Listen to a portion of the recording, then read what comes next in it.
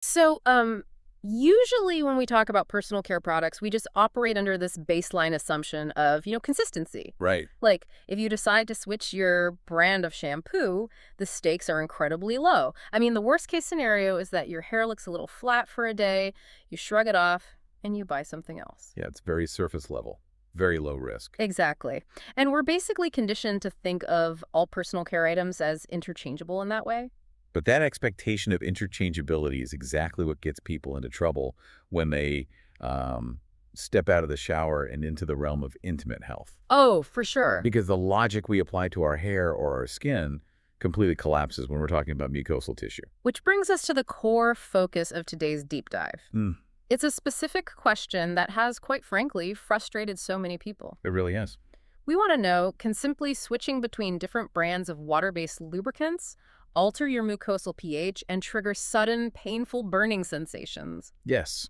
The short answer is yes. Right, because you grab a new bottle at the drugstore, maybe your usual brand is out of stock, and suddenly using it literally feels like fire. And it is a profound biological shock when that happens. I bet. And I want to be clear right up front.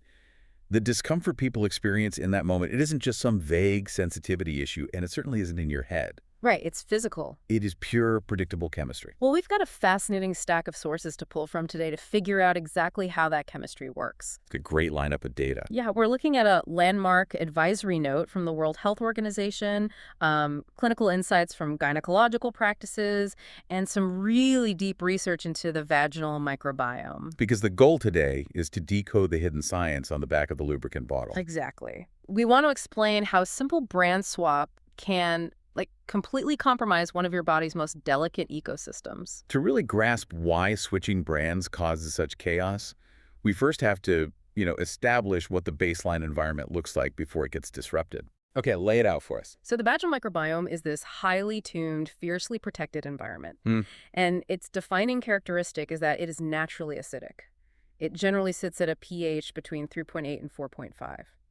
Just to put that in perspective for you for a second, pure water is neutral at a 7. Right. So a 3.8 is, that's significantly acidic. Why does the body maintain such a harsh environment down there? Well, it's a highly evolved defense mechanism. That specific 3.8 to 4.5 range is the absolute ideal habitat for beneficial bacteria called lactobacillus. Okay, the good guys. Exactly. They are the primary residents of a healthy vaginal ecosystem. And they actually produce lactic acid themselves to maintain that low pH. Oh, wow. So they're self-sustaining. They are. And by keeping the environment acidic, they make it deeply hostile to harmful bacteria, yeast, and other pathogens. I see. They simply outcompete the bad actors for resources. So it's essentially like having a very aggressive bouncer at the door of a club. That's a great way to look at it. The acidity keeps the unwanted microbes out, and the lactobacillus are the ones checking the IDs. Yeah, and that bouncer is completely dependent on the pH staying in that very narrow window. Right. The problem arises because the vast majority of commercial over-the-counter lubricants have a neutral or even alkaline pH. Wait, really? Oh, yeah. We are talking about products with a pH of 5.0, 6.0, or even climbing into the 7s. So if you introduce a high pH product into a 3.8 environment, you're actively neutralizing the acid. Exactly. You're neutralizing your own defense system. You're basically pulling the bouncer out of the club. When that pH spikes, the lactobacillus just cannot survive the shift in the environment. Oh, no. They die off, the acidity drops, and suddenly the pathogens that are always naturally lingering, Like yeast and stuff. yeah, like Gardnerella or Candida, Yeah. they suddenly have the space and the resources to multiply rapidly. And this is the primary mechanism behind why switching from a biomatched acidic lubricant to an alkaline drugstore brand can so quickly trigger conditions like BV, bacterial vaginosis, or a yeast infection. Because you haven't just introduced a new product, you've dismantled the protective barrier. Precisely. That completely reframes the whole concept of a lubricant for me. I mean, you think you're just adding a temporary water-based gel to reduce friction. Right, that's the marketing. But chemically, you might be staging a coup against your own immune defenses. And pH is really only the first hurdle. Wait, there's more? Oh, yeah. The second factor is where the actual structural damage occurs. Ah, okay. This is the concept from the WHO advisory note that I had to read 3 times just to wrap my head around it. Osmolality. Yes. Let's talk about osmolality because I always assume that if a product says water-based, it inherently adds moisture to the tissue it touches. Most people do, but the physics here say the exact Okay, opposite. unpack that. So osmolality is arguably the most critical and honestly the most misunderstood metric in personal care. Okay. In simple terms, it measures a liquid's ability to draw moisture in or out of tissues and cells across a semi-permeable membrane. So it's about water movement. Yes, and it's determined by the concentration of particles. So solutes like sugars, salts, or large molecules that are dissolved in the solution. So we are essentially talking about the water balance between the cells in your body and the fluid sitting on top of them. Correct. Nature always seeks equilibrium. Right. In a healthy state, normal vaginal secretions have an osmolality of roughly 260 to 290 millismoles per kilogram. Okay, 260 to 290, got it. At that concentration, water moves comfortably back and forth between the epithelial cells and the surrounding fluid. It keeps the tissue plump, hydrated, and resilient. Therefore, logically, anything you apply to that tissue should ideally match that 260 to 290 baseline so it doesn't disturb the balance. Ideally, yes. Now, the World Health Organization set their safety threshold a little bit higher. They recommend that personal lubricants stay below 380. Okay, 380. Still pretty close. They did make an absolute maximum concession at 1200, mostly just acknowledging that finding perfectly matched products globally can be difficult. Sure. But 380 is the target for maintaining actual cellular health. Okay, but when you look at the actual numbers for the household name products in the drugstore aisle, the data is staggering. It really is. I mean, KY Jelly clocks in at over 2,000. Astroglide hits over 5,800. Yeah, and when you apply a product with an osmolality of 5,800 to tissue that normally sits at 290, It's a massive difference. it is. You are introducing what's called a hyperosmolar solution. Because there is such a heavy concentration of solutes in the lubricant, the laws of osmosis dictate that water has to move to dilute it. Okay, so water rushes in to balance it out. But the lubricant doesn't have the water to give. Oh. So the water is forcefully pulled out of your own epithelial cells to try and dilute the heavy gel sitting on the surface. I really want to emphasize this for you listening because it's so counterintuitive. You apply a wet product specifically to add moisture, right? Right. But chemically, it acts like a sponge sucking the intercellular water out of your tissue. Exactly. It's the biological equivalent of like pouring salt on a slug or salting an eggplant before you cook it to draw all the water out. It's a harsh visualization, I know, but it's physically accurate. Wow. That hyperosmolar lubricant literally strips the intracellular water from the mucosal lining. And what happens to the cells? Well, without that water, those epithelial cells rapidly shrivel, they detach from the vaginal wall, and they die. They basically sloof off in sheets. Which completely explains the sudden burning sensation when you switch brands. Yep. If you go from a properly balanced product to one of these massive 5,000 plus osmolality gels, your tissue is actively dehydrating and shedding in real time. That burn is the literal feeling of cellular damage. And that shedding compromises the mucosal barrier, leaving the underlying tissue exposed and vulnerable. Highly vulnerable. I was reading through the sources about a landmark study from 2012 by a researcher named Charlene Dizzutti. Oh, yes.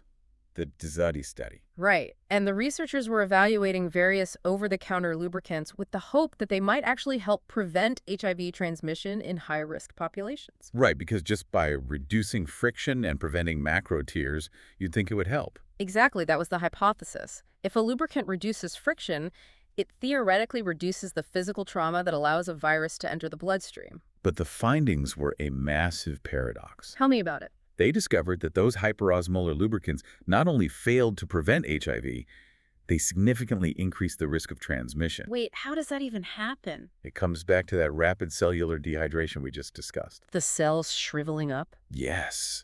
The high osmolality caused that top layer of cells to shrivel and shed, which created countless microscopic tears in the mucosal lining. Oh, I see. And the body registers those micro tears as an injury, so it mounts an immediate immune response. It sends white blood cells directly to the site of the injury to fight off potential infection. But with HIV, the virus specifically targets and infects a certain type of immune cell, right? Exactly. The CD4 positive T cells. Oh, no. And those are the exact immune cells that rush to the surface to heal the micro tears caused by the hyperosmolar lubricant. So the product essentially creates an injury, The body sends its defenders to the surface, and the virus is just handed its preferred target on a silver platter. The lubricant chemically rolls out the red carpet for transmission. That is a terrifying chain of events from a product you can literally buy next to the toothpaste. It really highlights why this science matters. So if high osmolality is causing all the structural damage, what exactly is driving those numbers up? Like, what ingredients are hiding on the back of the bottle that we need to look out for? The primary culprits driving up osmolality in commercial lubricants are glycerin and propylene glycol. Wait, hold on. Glycerin is a staple in my daily face moisturizer. Yes, it is. It's a humectant. It's literally supposed to attract and retain water, which is why it's in so many hydrating products. How is it causing dehydration here? It all comes down to the concentration and the nature of the tissue itself. Okay, how so? Well, your face is covered by the stratum corneum. That's a tough external layer of dead skin cells that can handle a humectant pulling moisture from the environment. Right, it's basically armor. But the vaginal mucosa is internal, it's highly permeable, and it completely lacks that tough outer layer. Oh, I see. So when you apply high concentrations of glycerin to mucosal tissue, its humectant properties turn predatory. Predatory. Yeah, it pulls the moisture directly from the living cells beneath it. So it dries the tissue out from the inside while pretending to make the surface wet. Exactly. And furthermore, glycerin is a sugar alcohol. And sugar does what? In a vaginal environment, sugar is food for candida. Oh, right. Yeast. So not only are you dehydrating the cells and causing microtears, you are actively providing a buffet for yeast overgrowth. That's a double whammy. And propylene glycol functions very similarly. It is highly hyperosmolar, and it's also a widely recognized contact irritant for sensitive skin. Okay, so glycerin and propylene glycol are major red flags. What else are companies putting in these formulas? You frequently see chemical additives like chlorhexidine. Chlorhexidine. That sounds incredibly industrial. Isn't that what surgeons use to scrub their hands or what you use to wipe down a medical counter? It is. It's a potent antimicrobial agent and disinfectant. Why is that in a lubricant? It's used as a preservative, but when it's added to a personal lubricant, it does exactly what it's designed to do. It kills bacteria. Meaning it wipes out the beneficial lactobacillus we talked about earlier? Completely devastates the natural defense system of the microbiome. It's like releasing a pesticide in an organic garden. That's a very accurate analogy. Ah. Then there is nonoxynol 9, often abbreviated as N9. Okay, I know that one. That's a spermicide usually found on condoms or in contraceptive gels. Right. And while it does kill sperm, clinical data shows it is highly cytotoxic to the surrounding tissue as well. Cytotoxic. Meaning it is directly toxic to living cells. It destroys the vaginal epithelial cells, causing severe inflammation. And, much like the hyperosmolar gels, it creates microtears that have been shown to significantly increase the transmission rates of STIs. Wow. And I imagine the artificial fragrances and flavorings don't help either, right? Like the passion fruit, the strawberry, the warming sensations. Oh, absolutely not. The body has zero biological need to smell like a tropical smoothie. Sure. Fragrances are actually one of the most common triggers for allergic contact dermatitis. Makes sense. And the flavoring agents usually contain additional sugars or artificial sweeteners, which just compounds that yeast overgrowth issue we mentioned. And what about the warming ones? Those warming or cooling lubricants often use irritants like menthol or capsaicin. Wait, capsaicin, the chemical that makes chili peppers hot? Yes. They use it to artificially stimulate blood flow by purposefully irritating the tissue. That sounds miserable. So tying this back to the core question, you run out of your clean isoosmolar brand, you run to the store and grab a cheap bottle loaded with glycerin, chlorhexidine, and artificial fragrance. Within minutes, you are stripping the moisture from your mucosa, spiking the osmolality, killing your protective bacteria, feeding local yeast, and chemically inducing microscopic tears. So let's talk about the timeline of that reaction. Say you make that switch tonight and you feel discomfort. How do you distinguish between a chemical burn from high osmolality versus just a straightforward allergic reaction to a fragrance? The timeline of your body's distress signals is very telling here. An immediate reaction, where you feel a sharp burning, intense heat, or stinging within minutes of application. Like right away. Yes, that is almost always osmolality shock or a chemical burn. The cells are actively shriveling in real time, or the sensory nerves are reacting to a harsh irritant like menthol. Whereas an allergy takes more time to build up. Usually, yes. A delayed reaction that develops several hours later or even into the next day presents differently. What does that look like? You might experience persistent itching, localized swelling, or unusual discharge. That points toward an allergic contact dermatitis or the early stages of a pH-induced infection like BV or yeast. Because the microbiome has been thrown off balance. Exactly. But regardless of the timing, the protocol is identical. Stop using the product immediately, gently rinse the area with clean water, and allow the mucosal barrier time to regenerate. So the general rule of thumb seems to be that if it burns, tissue damage is occurring. Usually, yes. But as I was reading through the sources from the Institute for Vaginal Health, there is a massive, incredibly fascinating plot twist here. Ah, yes. The restorative sting. Right. There is actually a specific scenario where burning or stinging is considered a good sign. It is a remarkable contradiction in the biology. Yes, there are specific circumstances where a burning sensation means the ecosystem is actually repairing itself. Okay, walk me through that. How can a burn mean healing? It all comes back to the baseline pH. Let's say a person's vaginal pH is already elevated. Maybe it's sitting at a 6.0 instead of a 3.8. How does it get that high naturally? It can happen for several reasons. Menstruation brings blood, which is slightly alkaline. Semen is highly alkaline. Or perhaps they've recently used one of those high pH drugstore lubricants. Okay, so the environment is alkaline. And because it's alkaline, the lactobacillus are struggling, the tissue is likely a bit inflamed, and the natural defenses are completely down. So the tissue is already compromised and sensitive. Exactly. Now imagine they switch to a high-quality, biomatched, restorative lubricant. Like one of the good ones. Right. These products are specifically formulated with natural lactic acid to drive the environment forcibly back down to that healthy 3.8 to 4.5 acidic range. Okay, I see where this is going. When you apply that highly acidic restorative gel to tissue that is currently alkaline and inflamed, the sensory nerves react. Just like putting a mild antiseptic or iodine on a fresh cut. That is the perfect way to look at it. Like, it stings for a second, but that sting isn't the cut getting worse. It's the sensation of the environment being rapidly altered and cleaned. Yes, the tissue registers a sudden sharp drop in pH. It feels like a mild burn or a strong tingling sensation, but it is actually the feeling of the environment being chemically forced back into its protective acidic state. But how do you know, as the user, if you are experiencing this good restorative sting rather than the bad hyperosmolar chemical burn we just talked about? The key is duration and repetition. Meaning? The restorative sting fades fairly quickly as the tissue adjusts to the acidity. More importantly, over the course of a few uses, as the microbiome recalibrates and the lactobacillus recover, that tingling disappears entirely. Oh, because the tissue is healthy again, so the acidic product no longer causes a reaction. Exactly. Conversely, a bad chemical burn from a hyperosmolar product will hurt every single time you use it because it is repeatedly dehydrating and killing cells. Context is everything. Which leads us to a really crucial realization here. Because the body's chemistry is so specific, there is no such thing as a single, universal, safest product for every scenario. That is absolutely true. The expert consensus in the sources is that the chemistry you need changes entirely depending on what your physical goal is. You have to match the chemistry of the product to the biological mission. Let's test that out. What if the goal isn't just intimacy, but someone is actively trying to conceive? We just spent all this time talking about how vital that acidic 3.8 environment is. If you are trying to conceive, everything we just discussed about maintaining a low acidic pH has to be temporarily abandoned. Because that highly evolved defense mechanism that kills bacteria also attacks sperm. Exactly. Sperm require a slightly alkaline environment to survive the journey. They cannot swim or survive at a 3.8 pH. Wow. In fact, right around ovulation, the body naturally shifts the pH of cervical mucus to become more alkaline, specifically to protect the sperm. That's amazing. So if you use a standard, highly acidic lubricant while trying for a baby, you are actively immobilizing the sperm.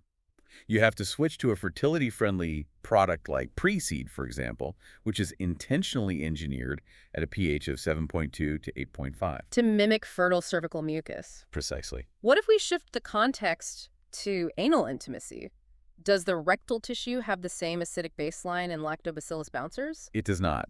The rectal microbiome is completely different, and its natural pH sits higher, typically between 5.5 and 7.0. Okay, so totally different environment. And the tissue is also constructed differently, making it highly susceptible to osmolality shock. So you can't just mix and match products. No. If you use a highly acidic vaginal product for anal intimacy or vice versa, You're aggressively throwing off the local microbiome of whichever area you are interacting with. You need a product specifically formulated for the pH and osmolality of the target tissue. Got it. And what about listeners who are dealing with chronic daily dryness, perhaps due to menopause? This is where we have to clarify a vital distinction in the personal care industry. Okay. A lubricant is not a moisturizer. But they are constantly grouped together on the shelf, and people definitely use the terms interchangeably. It's a major labeling issue.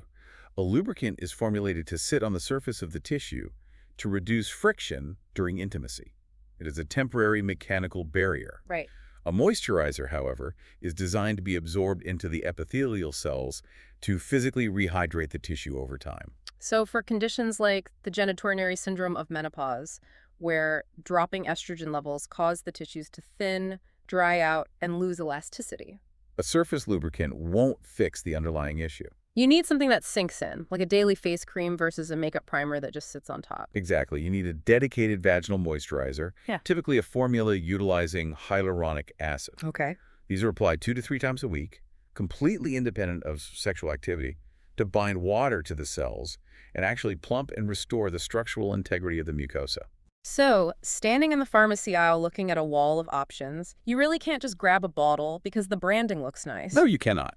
You have to read the ingredient list like a chemistry test.